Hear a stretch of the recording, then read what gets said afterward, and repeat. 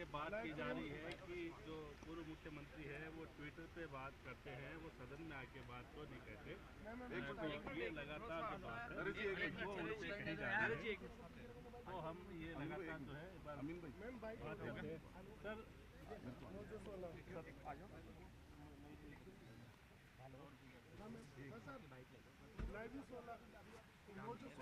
Sir, सत्ता पक्ष की तरफ से ये कहा जा रहा है कि आप जो है वो ट्विटर पे बयान करते हैं, सदन में आके क्यों नहीं कहते, सदन में आके अपील क्यों नहीं करते, आप पहल क्यों नहीं करते, ऐसा उन्होंने कहा है। अभी जवाहर बेगम ने भी कहा है, कल मदन राठौड़ ने भी कहा था। तो अब तक गोविंद सिंह डोटासरा को लेके कहा था, अब लेकिन आपको लेके बात की जा रही है। कि वो तो लगातार बीमारी था, मेरे को स्लिप डिस्क हो गई थी, मैं तो गया ही नहीं था असेंबली के अंदर 4-6 महीने। तो मेरा ऑपरेशन हो गया, वो तो अलग बात थी। पर अभी जो हालात हैं उसमें तो ये जो हालात बन गए हैं ये समाप्त होना चाहिए, जिससे कि बहस हो सके। इसमें पक्ष विपक्ष सबका मैं समझता हूँ कि सहयोग रहना चाहिए और आगे बैठ कर के ईगो नहीं होना चाहिए किसी का, मेरा मानना है। और अनावश्यक जो ये तनाव हो रहा है तो वो और ज़्यादा नुकसान कर रहा है। आज नेता प्रतिपक्ष की स्पीच होनी है और पता नहीं क्या हुआ।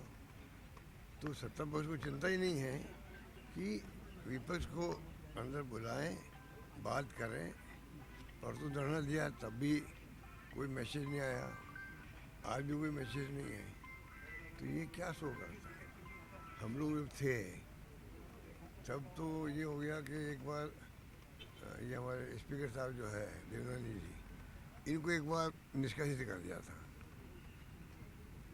इनको निष्कासित कर दिया था। तो वापिस जो है जब आए तो इनके ब्याह पे राजेंद्र राठौड़ जो वहाँ उस वक्त में चीफ विप थे इनके, उन्होंने खेद व्यक्त किया था। एक बार राजेंद्र राठौड़ जी खुद को निष्कासित कर दिया गया था, तो गुलाब सिंह कटारिया जी ने उनके ब्याह पर खेद व्यक्त किया था। तो इनको चाहिए कि पहले ऐसे उदाहरण कई है तो कोई उनको तरीका निकल सकता है। ये टारगेट बना के चल रहे हैं गोविंद डोटासरा जी को, क्योंकि वो प्रदेश कांग्रेस अध्यक्ष भी हैं। तो ये राजनीति कर रहे हैं जिससे कि कांग्रेस बदनाम हो, जबकि डोटासरा जी ने अपनी बात सही शब्दों में कह दी है, ट्वीट कर दिया। यहाँ तो कहते भाई मैं खुद जाके सॉरी फील कर लूँगा, मेरे बड़े भाई हैं। तो एक व्यक्ति जो है, एक व्यक्ति जब कोई बात कह देता है उसके बाद में तो बड़ा दिल रखना चाहिए, बड़ा दिल रख करके बुलाना चाहिए, बात करनी चाहिए।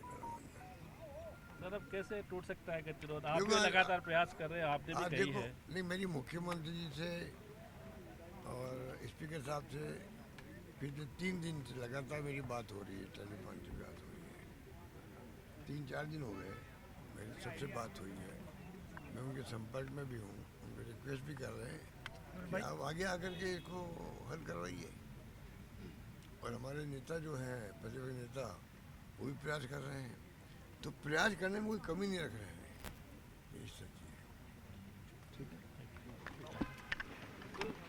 हाँ, तो देखिए ये है अशोक गहलोत पूर्व मुख्यमंत्री जो बता रहे हैं कि हमारी ओर से खेद जता दिया गया है, कि उसे खेद जता दिया गया है, लेकिन उसके बाद भी यानी कांग्रेस को बदनाम करने की जो है वो कहीं ना कहीं प्रयास।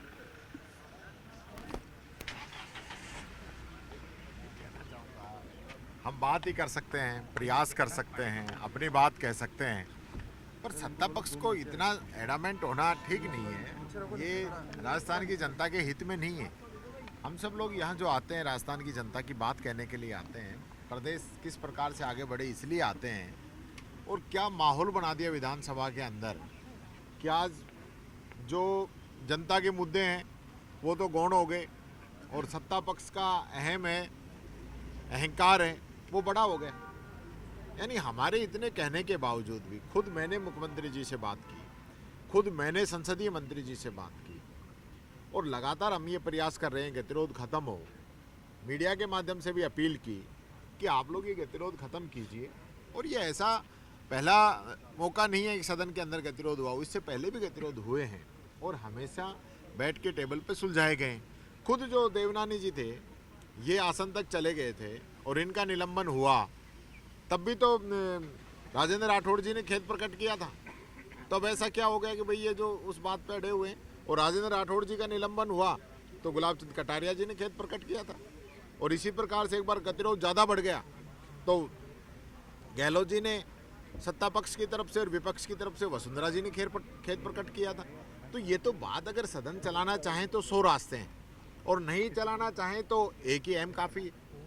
तो ये बातें जो है सत्ता पक्ष को मैं समझता हूँ अब बहुत हो गया, ये तमाशा करने की ज़्यादा ज़रूरत है नहीं।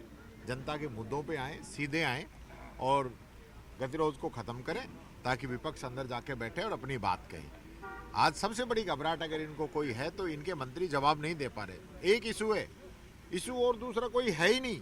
मंत्रियों की परफॉर्मेंस के अलावा कोई इशू नहीं है, क्योंकि हम वहाँ जाएंगे, सवाल पूछेंगे, मंत्री जवाब नहीं दे पाएंगे, सरकार की किरकिरी होगी।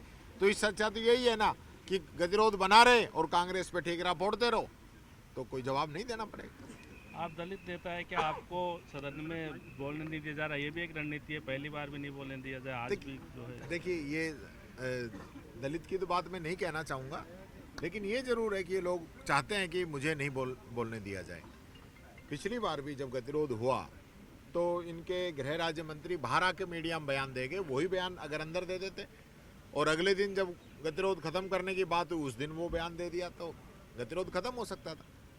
लेकिन नहीं, मेरी स्पीच खत्म करने के बाद में उसके बाद वो बयान दे रहे हैं। तो ऐसा ही आज भी मेरे को लग रहा है, आज भी ये पूरा हल्ला मचा के रखेंगे और कल टेबल पे बात हो जाएगी। तो मेन बात ये है कि इनका बजट क्या है उसको क्रिटिसाइज कौन करे, कमियां क्या है ये बताए कौन, उसको ये लोग छुपा के रखना चाहते हैं, इसलिए मेरे को बोलने से रोकते हैं ये लोग। डोटासरा जी ने अध्यक्ष जी के लिए जो जब बजट पेश होता है तब तो स्पीकर सर्वदलीय बैठक बुला लेते हैं ताकि बजट पेश हो जाए। तो अब कोई सर्वदलीय स्पीकर साहब को कभी भी सर्वदलीय बैठक बुलाने का अधिकार है और मैं समझता हूँ अब तक तो सर्वदलीय बैठक बुलाकर इसका भी गतिरोध खत्म किया जा सकता था, क्योंकि बजट जब सरकार की जरूरत थी उस दिन तो 1 मिनट में ही आप लोगों ने सर्वदलीय बैठक बुलाई और कहा कि हमारा मंत्री बयान देगा। जवाहर मैडम ने बयान दे दिया, आपने गतिरोध खत्म करा लिया। क्योंकि अब जो है मेरे बोलने से इनको नुकसान है, इसलिए सर्वदलीय बैठक या कोई भी आगे चलने की बात ये कर ही नहीं रहे। अध्यक्ष जी भी आ गए। अध्यक्ष जी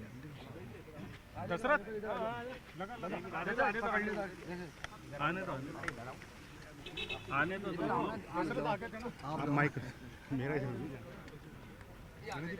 ही आ जाने तो भाई।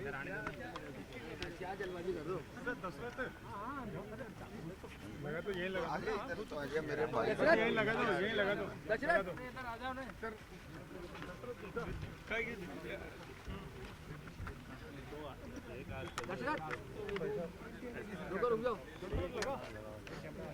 आपने कल अपील की थी स्पीकर से बड़े भाई के नाते कि गतिरोध खत्म होना चाहिए और जरूरत पड़ी तो खेत भी व्यक्त किया जाएगा, लेकिन इसके देखिए ये सदन जनता का है, जनता के मुद्दों के लिए है। सरकार अपनी बात बताए, अपनी योजनाएं बताए, अपनी उपलब्धि बताए, अपना बजट बताए और प्रतिपक्ष उसमें कमियां खामियां बताए और सुझाव दे, इसी के लिए तो सदन होता है।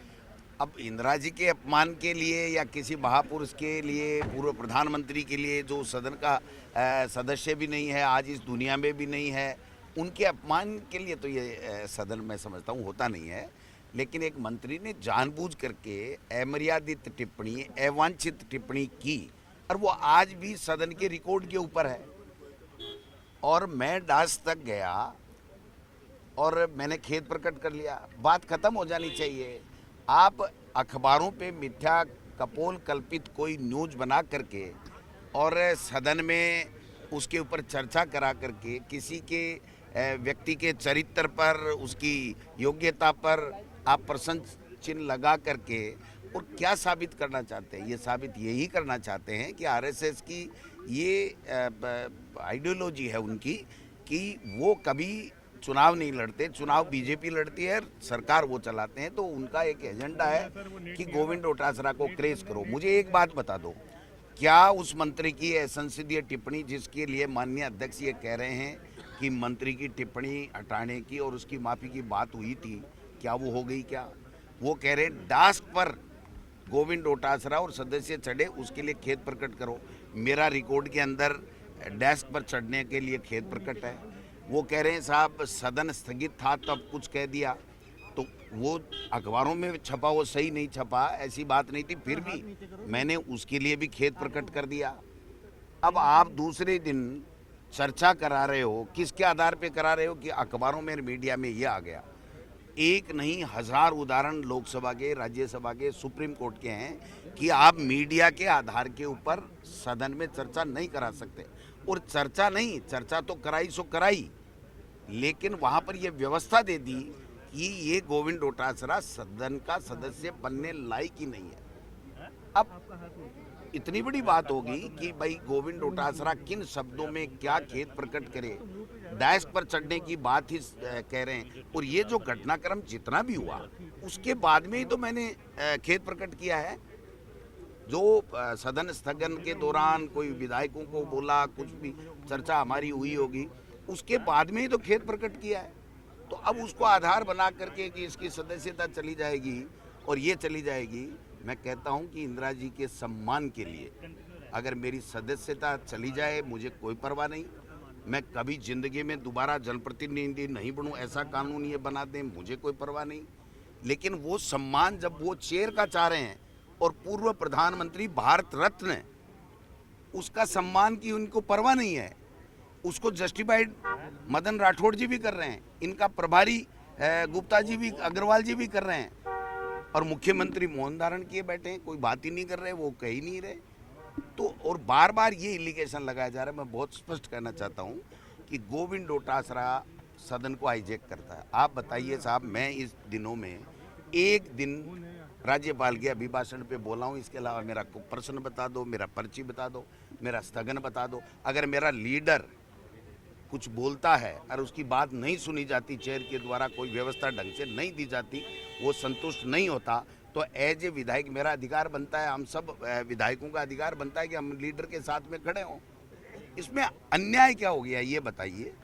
तो मैं समझता हूँ कि ये जो कर रहे हैं वो सारा का सारा इसलिए कर रहे हैं कि एक दलित समुदाय का जो हमारा नेता प्रतिपक्ष है वो दूसरी बार भी नहीं बोले, राज्यपाल के अभिभाषण पे भी नहीं बोला था, और हम लोगों को जो किसान, कमेरे, मजदूर कौम से आते हैं उनके लिए भारतीय जनता पार्टी और आरएसएस के दिलों में स्थान नहीं है। उनके लिए वो केवल और केवल अपनी सत्ता, अपना प्रभुत्व, अपना एजेंडा, अपना एजेंसियां, अपना अहंकार, उन सब के आधार के ऊपर चलना चाहते हैं, जो शायद राजस्थान की जनता को तय करना है।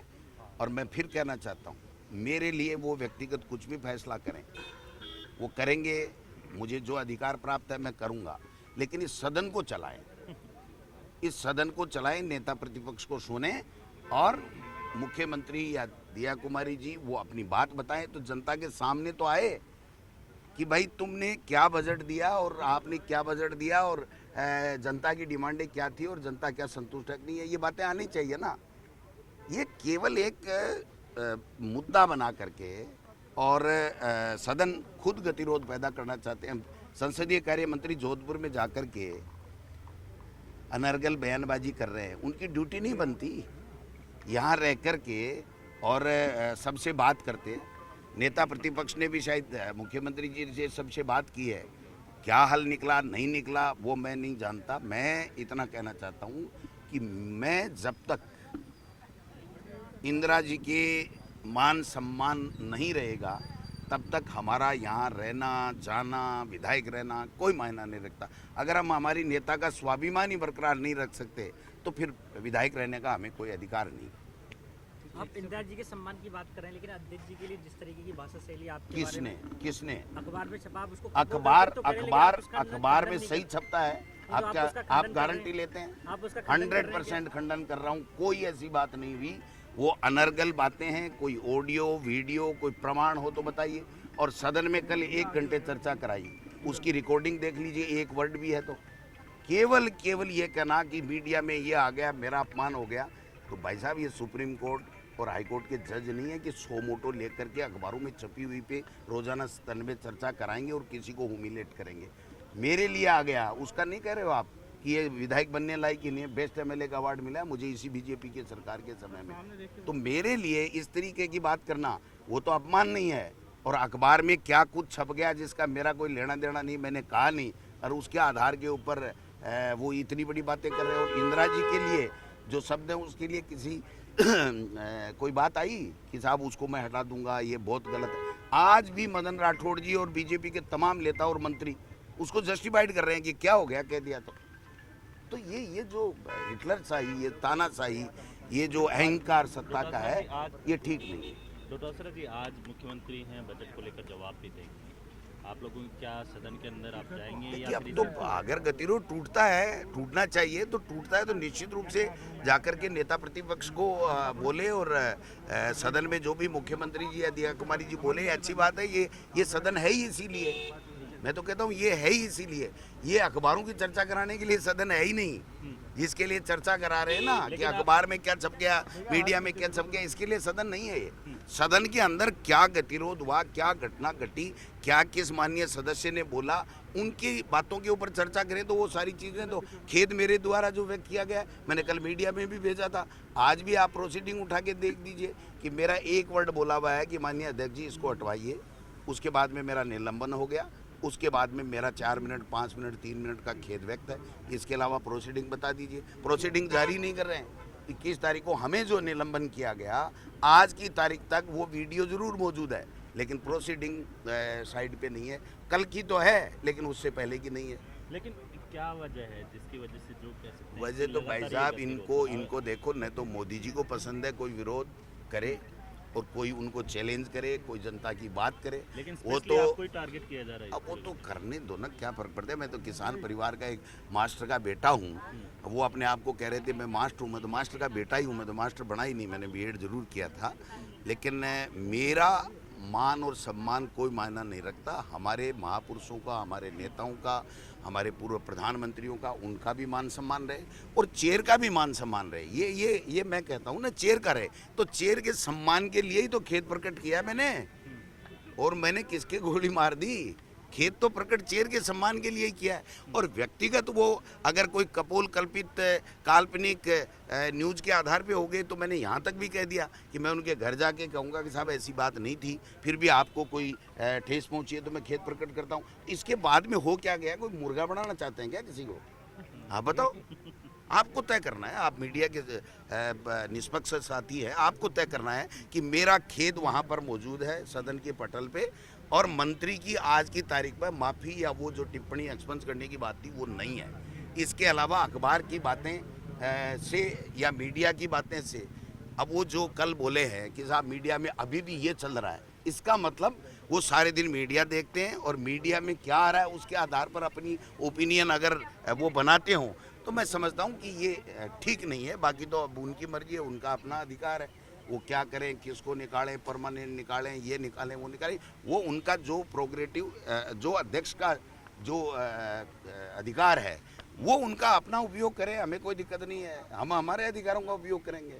लेकिन हम बीजेपी आरोप ये लगा रही है कि कांग्रेस अलग दिशा में दौड़ रही है, टीकाराम जूली जी अलग दिशा में है। तो भाई मैंने यहाँ तक कह दिया कि टीकाराम जूली जी, मुझे किसी ने पूछा कि आप टीकाराम जूली जी कहेंगे तो माफ़ी मांग लेंगे। मैंने कहा मैं एमएलए से इस्तीफा भी दे सकता हूँ अगर मेरा नेता कहे तो। वो बात मैंने इसलिए कही थी कि इतनी बड़ी बात कि नेता ही तय करता है वहाँ पर, और नेता ने ही तय किया था। मैं नहीं मांग रहा था माफ़ी। नेता ने कहा कि अपने को बड़ा दिल दिखाते हुए हाउस चले, इसलिए अपने को इसको खेद व्यक्त करना है। और संपूर्ण घटनाक्रम की बात हुई थी जोगाराम जी के साथ, फिर भी मैंने एक एक घटना के लिए जो 2 ही घटना जो बात थी डेस्क पे चढ़ने की थी या जो सदन स्थगित था उसके बाद में जो मैंने एमएलए को संबोधित किया, जो अखबारों में आया वैसा मैंने नहीं कहा, बट जो भी कोई आया था उसके लिए मैंने स्पेसिफिक बोला है कि मेरे द्वारा वहाँ विधायकों को कोई भी बात करनी थी, उसमें भी मुझे वो बात नहीं करनी चाहिए थी और हम लोग खेद प्रकट करते हैं। इसके बाद में बच क्या गया, ये आप पूछो तो सही उनसे कि बच क्या गया। वो कह रहे हैं ऐसी बात हुई थी। कैसी बात हुई थी? आप बता दो क्या बात हुई थी। खुद अध्यक्ष कह रहा है कि माफ़ी की तो बात ही नहीं हुई थी, खेद की बात हुई। और खेद हर घटना के लिए, हर वाक्य के लिए मेरे द्वारा 3 बार खेद व्यक्त कर दिया गया। लेकिन भाई साहब बात ये नहीं है, बात इनका जो आपसी झगड़ा है ना, कि ये मुख्यमंत्री को नीचा दिखा करके और अपनी वो दिल्ली में नंबर बढ़ाना चाहते हैं। और बीजेपी के ऊपर आप आरोप लगा रहे हैं कि इनके अंदरूनी अंतर्कलह है, लेकिन बीजेपी आप लोगों पे आरोप लगा रही है। कहीं ना कहीं तो जो सदन के अंदर जो जनता के मुद्दों पे बात होनी चाहिए मैं तो यही कह रहा हूँ मेरे भाई। रात को भी मैंने तो मीडिया को यही कहा था कि जनता के मुद्दों पे चर्चा होनी चाहिए, वो टिप्पणी हटे और नेता प्रतिपक्ष बोलें, सब लोग अंदर जाएं और उसके बाद में जनता के मुद्दों पे चर्चा हो। मैं तो यही कह रहा हूँ। तो ये सरकार का काम है ना सदन चलाना, प्रतिपक्ष सहयोग करने के लिए तैयार है, आगे बढ़ करके खेद व्यक्त किया गया है। अब इसके अलावा आप बताओ ना कि है क्या मुद्दा, क्या है? वो टिप्पणी तो आज भी मौजूद है। उस टिप्पणी के उस सदन पे पटल पे रहते हुए गोविंद डोटासरा कैसे जा सकता है अंदर, आप बताइए। मैं एक कांग्रेस का प्रदेश का अध्यक्ष हूँ और अगर मेरी नेता के खिलाफ इस तरह की अनर्गल, अमर्यादित, अवांछित टिप्पणी की गई है और वो टिप्पणी हटे नहीं और मैं जाके वहाँ बैठ जाऊँ, ये ठीक लगेगा क्या? बताइए। गतिरोध कब तक खत्म होगा? भाई मैं तो कह रहा हूँ सेकंडों में खत्म हो जाए, मैं यहाँ से क्योंकि हटूं नहीं। वो उससे ये पहले कह रहे हैं कि कांग्रेस वाले माफी क्या? मांगे, बीजेपी वाले माफी के लिए तो आप बोल रहे अध्यक्ष हैं खुद कि ही आप कह रहा है, माफी माफी की तो बात ही नहीं हुई। अरे भाई अध्यक्ष का खुद का बयान पढ़ लो, ऑन रिकॉर्ड है मेरे पास, प्रोसीडिंग है कि माफी की बात नहीं हुई, डेस्क पे आने के खेद की बात हुई थी। तो डेस्क पे जाने का खेद मत जता चुका, प्रोसीडिंग तो देखो। आपके पास नहीं है तो मेरे पास गाड़ी पड़ी है, मैं दिखा देता हूँ।